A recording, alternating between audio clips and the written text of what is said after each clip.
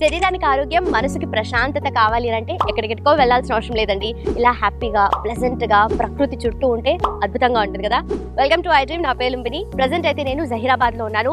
మన traditional healer Anjaneya రాజు గారి హర్బా వ్యాలీకి వచ్చేసానమాట. So ఇక్కడ ప్రతి ఒక్క మొక్క, చెట్టు, వేర్ల దగ్గర నుండి ఆకులు, అలాగే కాయలు, పండ్లు, ప్రతి ఒక్క దానికి కూడా మంచి మెడిసినల్ వాల్యూస్, మెడిసినల్ ప్రాపర్టీస్ ఉన్నాయి. సో ఏ చెట్టు ఎలా ఉపయోగపడుతుంది మనకు, ఏ పార్ట్ ఆఫ్ ద ప్లాంట్ మనము ఏ డిజార్డర్స్కి, డిసీజెస్కి ట్రీట్ చేయడానికి యూజ్ చేస్తూ ఉంటారు, అవన్నీ కూడా తెలుసుకుందాం. సో మన ఆయుర్వేద శాస్త్రంలో ఏం చెప్తున్నారు అవన్నీ కూడా ఆయన నోట్ నుండి క్లియర్గా తెలుసుకుందాం. కాసేపట్లో మనతో జాయిన్ అవబోతున్నారు ఆంజనేయ రాజు గారు. ఆయనతో మాట్లాడదాం. Let's explore everything. Sir, hair fall సమస్య ఎవరిని కదిలించినా నాకు జుట్టు ఊడిపోతుంది అనే కంప్లైంట్ అయితే ఉంటుంది, ఆడవాళ్ళలో కానీ మగవాళ్ళలో కానీ. అయితే హెయిర్ ఫాల్ సమస్యని మనము ఏ ఆకు కానీ, లేదంటే వేరు కానీ, చెట్టు ఏది యూస్ చేసి మనము ప్రోడక్ట్ తయారు చేస్తారు, అండ్ అలాగే ముఖ్యంగా దీని నుండి మనము ఫర్దర్గా కూడా మళ్ళీ రీగ్రోత్ అవ్వాలి అన్నా కూడా ఎలా చేయాలంటారు? హెయిర్కి మెయిన్ ఫుడ్ మినరల్స్ అమ్మ. ఆ మినరల్స్లో ఐరన్ అనేది చాలా ఇంపార్టెంట్. విటమిన్ సి మీ శరీరంలో సరిపోయినప్పుడే ఐరన్ అనేది మీ బాడీ అబ్జర్వ్ చేసుకుంటుంది.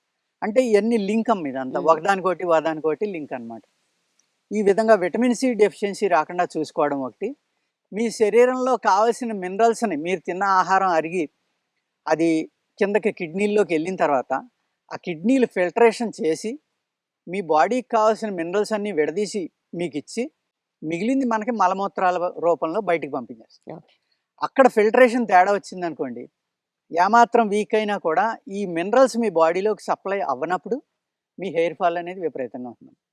సెకండ్ రీజన్ ఏంటంటే, మీ స్కాల్ప్ యొక్క స్కిన్లో కొన్ని బ్యాక్టీరియాలు ఉంటాయి, ఫంగల్ ఉంటాయి. అవి ఏం చేస్తాయంటే ఆ రూట్లోకి వెళ్ళిపోయి ఈ మీ హెయిర్ ఎక్కడైతే మొలుస్తుందో ఆ రూట్లోకి వెళ్ళిపోయి ఆ రూట్ని డ్యామేజ్ చేయడం వల్ల హెయిర్ ఫాల్ అనేది మళ్ళీ రీగ్రోత్ అనేది లేకుండా అయిపోతుంది. అందుకు ఆ బ్యాక్టీరియాని చంపి ఒక విధమైన మెడిసిన్ అమ్మ.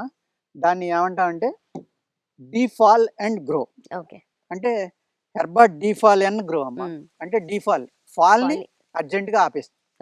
ఇందులో ఏముంటాయంటే పుడకలక్కని, గోఘృతం, ఆవు యొక్క నెయ్యి, ఆవు నేతిలో అద్భుతమైన నెయ్యి ఉంటాయమ్మా. అలాగే మామిడి జీడి యొక్క కషాయం, ఇలాగా అనేక రకాల మూలికలతోటి కలిపి ఈ ఘీ తయారు చేసామ్మా. దీన్ని పేస్ట్ కింద తయారు చేస్తాం.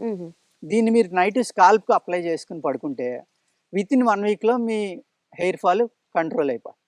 దీనికి కాంబినేషన్గా నేను ఏదైతే కిడ్నీ అని చెప్పానో ఆ కిడ్నీలకి 100% కాకపోయినా 90% పైన కిడ్నీ జాగ్రత్తగా పనిచేసేలా చూసుకుంటే దానికి కూడా మెడిసిన్ ఉంటుందమ్మా. ఆ మెడిసిన్ వాడుకుంటే అప్పుడు మీ హెయిర్ ఫాల్ అనేది వితిన్ 1 వీక్లో కంట్రోల్ అయిపోతుంది. అదేవిధంగా గ్రోత్, రీప్రొడక్ట్కి మనం ఆల్రెడీ ఒక వీడియోలో చెప్పుకున్నామమ్మా.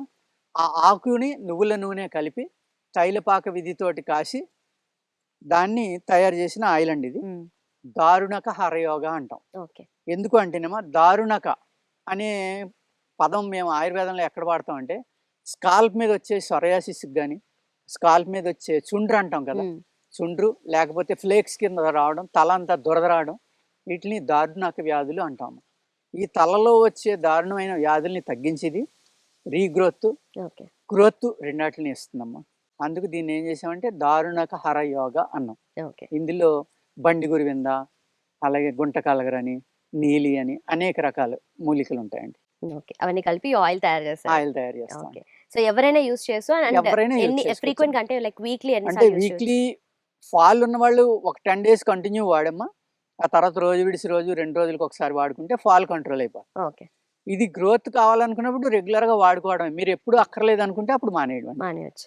ఆ విధంగా దీన్ని హెయిర్ గ్రోత్కి, హెయిర్ ఫాల్ కంట్రోల్ 2 రకాల ప్రోడక్ట్లు అమ్మాయి. Okay, right sir. నార్మల్గా ఏదైనా ప్రోడక్ట్ గురించి ఎవరైనా చెప్పినా కూడా ఇది ఎప్పటికీ వాడాలి అని చెప్తారు, బట్ మీరు ప్రాబ్లం క్యూర్ అయ్యే వరకు వాడితే సరిపోతుంది అని అంటున్నారు. అదే. Done sir, thank you so much.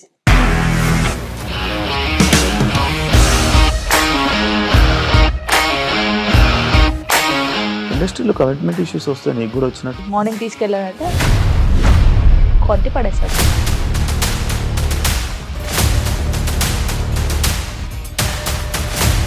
ఒక్కళ్ళు కూడా చూడలేదు ఈ సినిమా అని చెప్పడానికి కూడా చాలా ధైర్యం కావాలి. అది నిజం కదా, దాంట్లో ధైర్యం ఏంటి? నెక్స్ట్ డే ప్లేట్ మార్చేస్తే తప్పు కదా. As of now we are comfortable this అని నేను అనుకుంటున్నాను. రష్మిక గారిది మీది ఒకే ఊరు అంట కదా? నీకు కోపం వచ్చిందంటే బాగా తిట్టేత్తరా? తిట్టేద్దామండి. నిజంగా గేమ్ ని ఎలా చేంజ్ చేయగలిగారు? ఏపీఎస్ఎఫ్సి వాళ్ళకి 6 నెలల్లో నేను 6 లక్షలు కట్టా. బిజినెస్ చేయాలనుకుంటే it is as difficult as riding a tiger.